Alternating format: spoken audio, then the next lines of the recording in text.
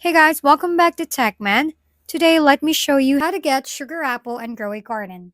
To get the sugar apple and grow a garden, you want to keep a close eye on the seed shop, as this one is one of the newer and rarer seeds. Currently, only a few sugar apples appear at a time, so availability is limited and often unpredictable. To snag one, visit the shop regularly, scroll through the seeds, and check for any restocks.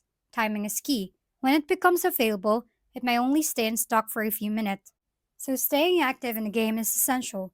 You can also monitor updates, live events, or community channels like Discord, as special events often bring sugar apples back into the shop as a bonus for players.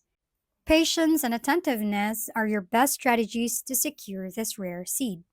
If we've been helpful, kindly give us a thumbs up and don't forget to hit the subscribe and bell button for more contents. For any questions and suggestions, comment down below.